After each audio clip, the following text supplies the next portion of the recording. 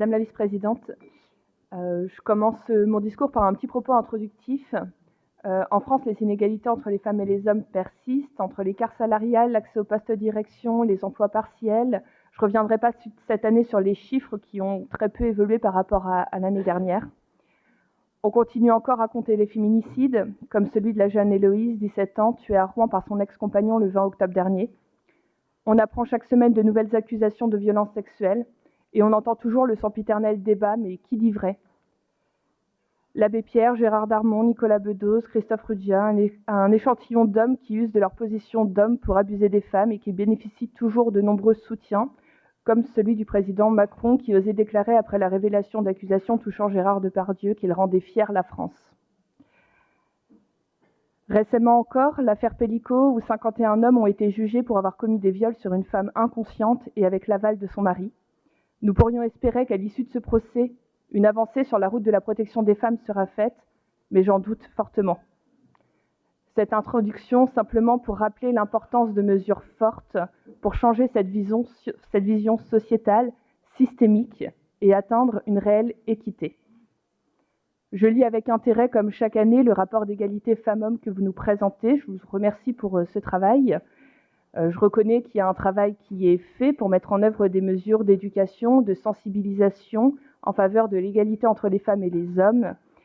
Mais il est toujours difficile, avec ce rapport très chiffré, de mesurer le réel impact de ces mesures. Et je suis d'accord que ce serait intéressant d'avoir des témoignages en fait, de personnes pour vraiment voir cette concrétisation réelle dans la vie de tous les jours. Par rapport aux plus jeunes, je me questionne par exemple par le taux de répartition des filles et des garçons dans les cours d'école et dans l'espace public, parce qu'on sait que ces espaces sont souvent dominés par les garçons et que cela a peut-être un lien avec la place des femmes ensuite dans le sport.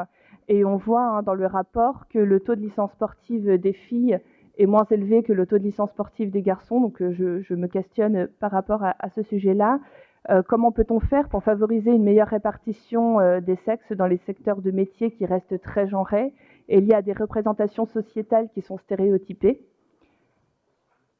J'aimerais bien avoir des chiffres plus précis concernant les cas de harcèlement scolaire ou au travail, sur les cas de violences sexistes et sexuelles, et avoir des précisions sur l'accompagnement qui est fait pour ces personnes. Je continue également à demander des actions spécifiques pour les femmes enceintes, pour les parents isolés, le plus souvent des femmes. On sait que la maternité a un impact négatif sur les carrières, sur l'évolution professionnelle, sur l'organisation entre la vie professionnelle et la vie personnelle. Et ce poids entraîne souvent un temps partiel forcé chez les femmes. Et on voit d'ailleurs dans les établissements de la région un taux de temps partiel à 88% occupé par les femmes.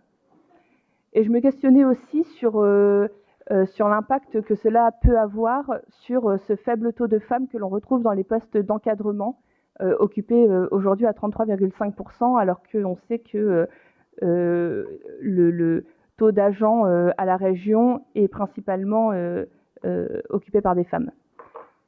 Je vous remercie d'avoir créé le groupe de travail sur l'égalité entre les femmes et les hommes. Je m'excuse de ne pas avoir été présente à la première réunion, mais je serai bien présente au mois de janvier prochain. Le 20 janvier, c'est bien noté. Je serai bien présente pour travailler avec vous.